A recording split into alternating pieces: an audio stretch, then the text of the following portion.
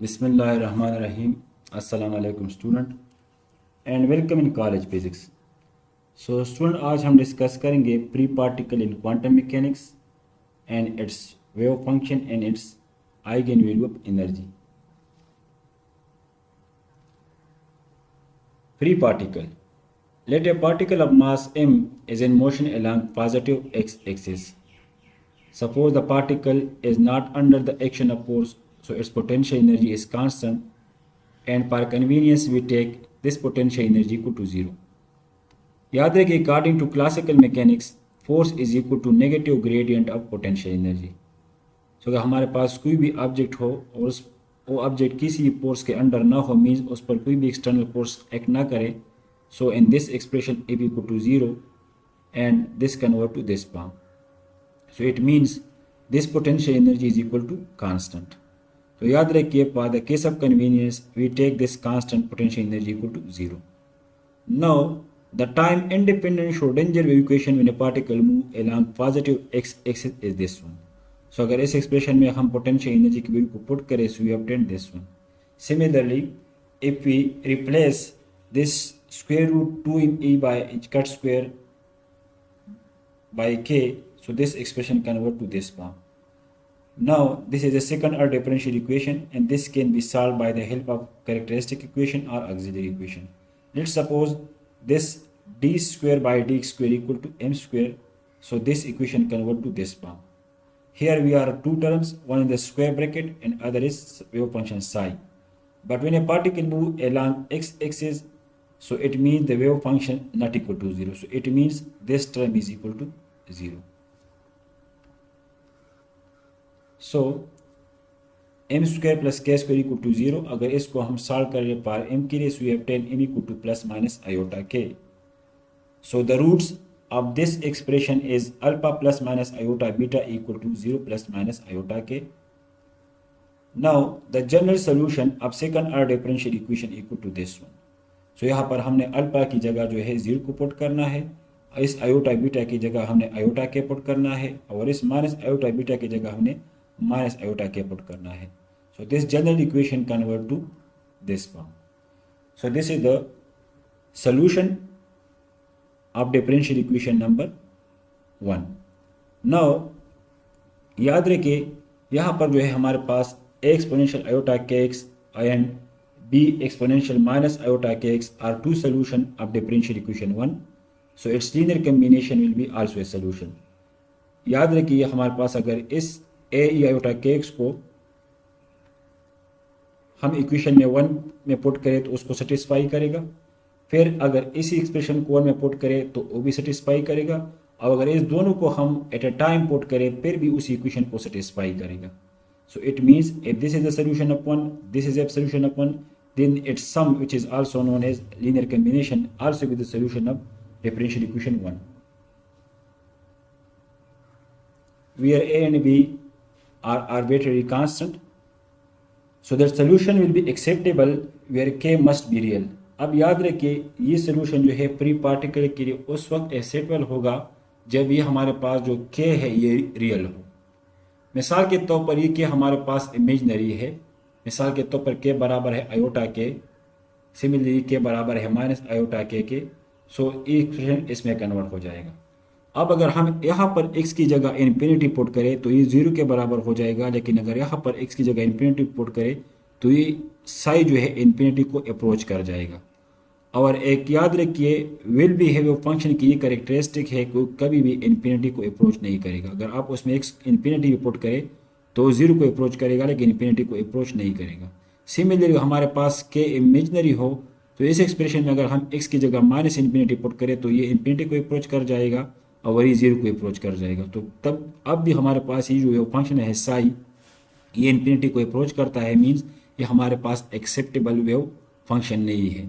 सो याद रखिए, ई के जो है हमारे पास कभी इमेजनरी नहीं हो सकता, ये हमारे पास ऑलवेज रियल में होगा. अगर ये हमारे पास रियल में हो मीन्स तो फिर ये एक्सप्रेशन हमारे पास बराबर होगा इसके, करेक्ट. और याद रखिए, अगर x में हम जो भी वैल्यू पुट करें तो वो इन्फिनिटी को अप्रोच नहीं कर जाएगा, क्योंकि हमें मालूम है कि साइन x या साइन थीटा और कास थीटा का जो रेंज है वो -1 और +1 के दरमियान में है। याद रखिए, अगर यहाँ पर हमारे पास आयोटा हो और फिर आप एक्स में जो भी वैल्यू पुट करें तो ये इन्फिनिटी को अप्रोच नहीं कर जाएगा, ये कन्वर्ज हो जाएगा। Similarly this one, so it is clear that for a well-behaved function, this case should be real.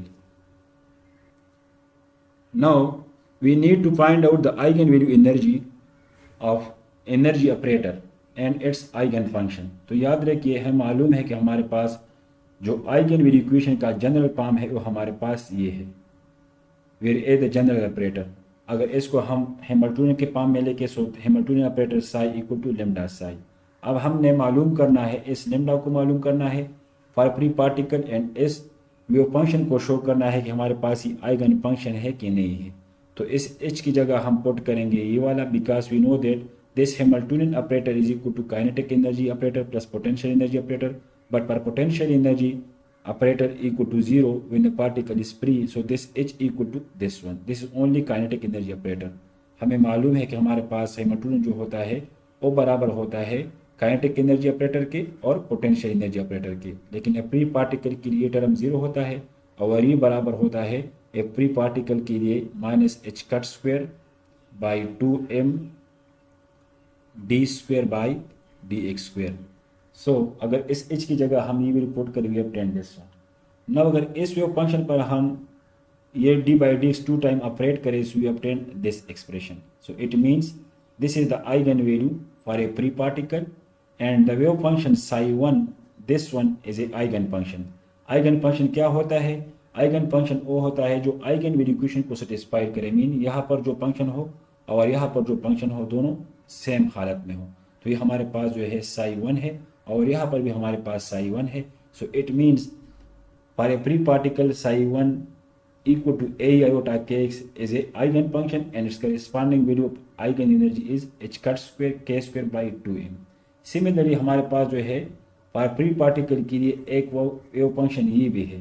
तो इस वेव फंक्शन की आइगन वैल्यू ऑफ एनर्जी क्या होगी? So again using this definition, this one, correct? If we differentiate this 2 times, we obtain this one, correct? If we rearrange this one, we obtain this one. So it means this h² k² by 2m is the eigenvalue of energy for this eigen function and this psi2 is a our eigen function। So अगर इसको हम देखें, इस expression को देखें और इसमें देखें तो हमारे पास जो है दो डिफरेंट स्टेट है, एक स्टेट ये है और एक स्टेट ये है, लेकिन दोनों की जो एनर्जी है वो सेम है, h² k² by 2m, यहाँ पर भी h² k² by 2m। So it means the energy of a free particle is two-fold degenerate। Two-fold degenerate means two different states having same energy। So this is our eigenvalue of energy which is equal to h² k² by 2m। अगर यहाँ पर हम देखें तो h का हमारे पास constant है, mass of the particle भी कांस्टेंट है और k हमारे पास जो है वह वेक्टर है और इसकी कंटिन्यूस वैल्यू है। It means it have any value possible for k, so it means the energy of free particle according to this equation is also continuous energy and the energy is two-fold degenerate energy। Now we need to show that the wave function is also eigenfunction for momentum operator। So again this is the general form of eigenvalue equation। अब अगर इस a की जगह हम momentum operator को put करें और इस psi की जगह हम a e iota kx को पुट करें और हमारे पास मोमेंटम ऑपरेटर बराबर है -iota d/dx। सो अगर इस पर हम ये ऑपरेट करें so we obtain h a exponential iota kx। Again left hand side में हमारे पास जो है ये फॉर्म है, राइट हैंड साइड में सॉरी, और लेफ्ट हैंड साइड में हमारे पास ये फॉर्म है, means and left hand side of the equation and right hand side of the equation we have same wave function। So it means this wave function is a eigen function per momentum operator and its eigenvalue is h²k। Similarly हमारे पास जो दूसरा wave function है वो ये वाला है for a free particle, correct? So यहाँ पर p की जगह अगेन हम मोमेंटम ऑपरेटर पुट करेंगे, इस साई की जगह हम ये पुट करेंगे। तो अगर इसको हम इस पर ऑपरेट करें so we obtain this one, again we obtain same wave function. So it means the free particle wave function is also a eigenfunction per momentum operator and its eigenvalue of momentum is -h²k plus h²k। So it is clear that exponential iota kx and exponential minus iota kx are eigenfunction of momentum operator with eigenvalue h cut k and minus h cut k. Now the physical interpretation of the wave function. अब free particle का जो wave function है उसको हम physically किस तरह interpret करेंगे? The general solution of Schrodinger equation for a free particle is equal to this one. The first term show that the particle move along positive x direction, and this term show that the particle move along negative x direction. But we have already supposed that the particle move along positive x axis, so we ignore this term. So the wave function for a free particle which move along positive x axis is this one. So this is the plane wave traveling in the positive x direction. Therefore, it must be associated with a free particle of mass m moving along the x in the positive direction with momentum p equal to h cut k and its energy equal to h cut square k square by 2m. Now the probability density for a free particle p equal to psi star into psi. This is the definition of probability density, and physically probability density means probability of finding a particle in a length element dx. So अगर हम किसी free particle के लिए probability density को मालूम करें तो वह बराबर होगी हमारे पास m r square. It means that the probability density is independent of position. और इसका मतलब क्या है कि हमारे पास जो फ्री पार्टिकल होता है उसकी जो मोमेंटम होती है p को टू h कट के ऊपर प्रिसाइजली डिफाइन होता है, लेकिन उसकी जो पोजीशन होती है उसमें अनसर्टेनिटी हमारे पास क्या होती है, वो इन्फिनिटी होती है. मीन हम किसी भी फ्री पार्टिकल की पोजीशन को मालूम नहीं कर सकते, उसकी पोजीशन हमारे पास जो है अनसर्टन होती है. क्यों? क्योंकि उसका जो मोमेंटम होता है p को टू h कट के वो हमारे पास कंप्लीटली नॉन होता है. So this can be summarise as thus probability is independent of position and the probability of finding position for a free particle is completely unknown because the particle have a precise momentum that is p equal to h cut k. So uncertainty in momentum is zero and therefore uncertainty in position approach to infinity. Therefore a plane wave may be physically interpreted as representing a particle of well-defined momentum moving in a beam of unlimited length. Now our next task is how to normalize the wave function of a free particle. So we know that this is the condition of normalization.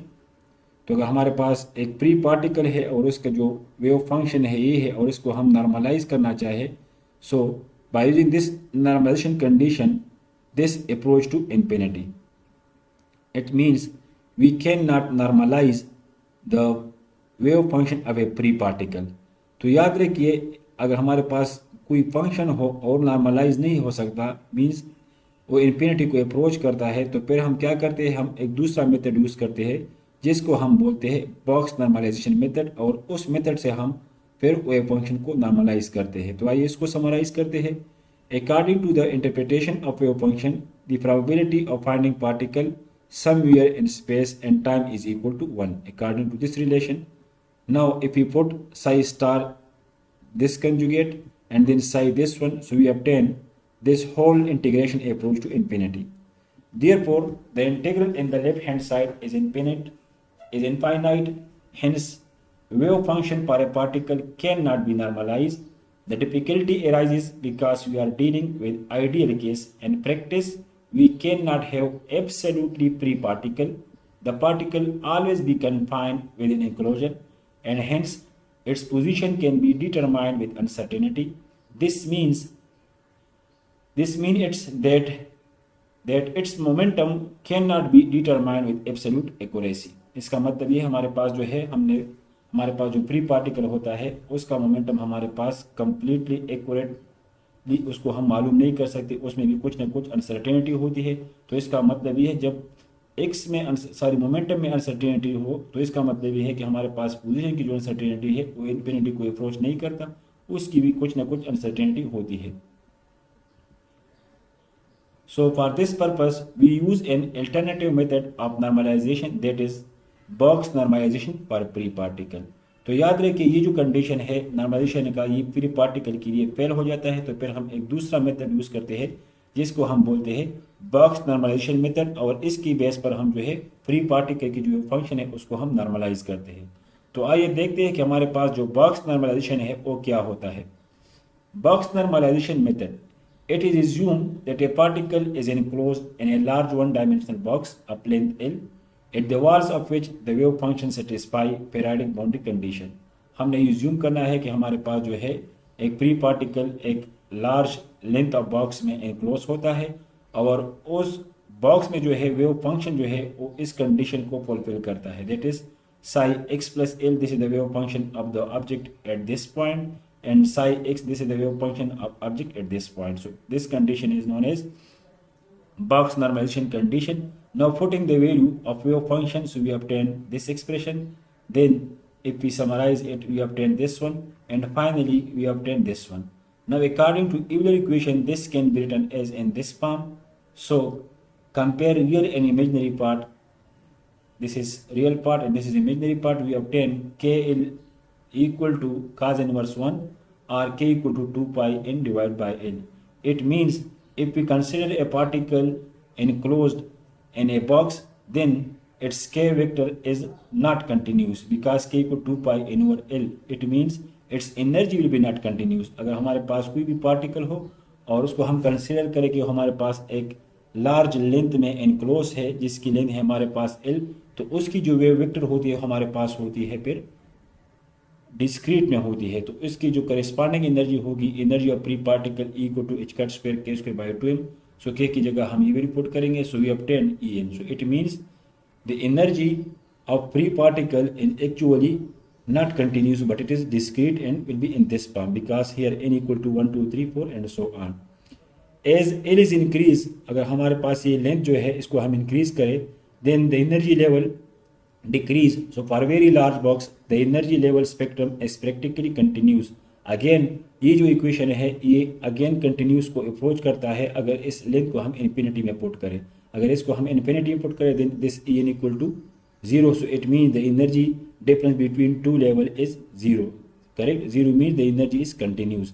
So ये जो expression है ये हमारे पास discrete energy level को show करता है, और जब हम कंप्लीटली फ्री पार्टिकल जो minus infinity two plus infinity space में हो इसकी एनर्जी हमारे पास कंटिन्यूस होती है। अगर एल को हम इन्फिनिटी पुट करें then this will approach to the continuous.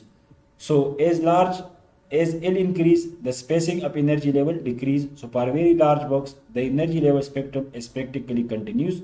So the normalization is achieved by normalizing equation in the limit of minus L to L where L is the length of region in which the particle is enclosed. ये हमारे पास कोई भी एक length है, correct, ये इसका mid point है और इस लेंथ में हमारे पास एक पार्टिकल जो है वो मूव करता है, करेक्ट. तो इसकी लिमिट हमारे पास होगी माइनस L टू L. इसको हम आल्सो कह सकते हैं कि हमारे पास एक बॉक्स है जिसकी लेंथ है हमारे पास minus L to L and a particle move in this box or in this line.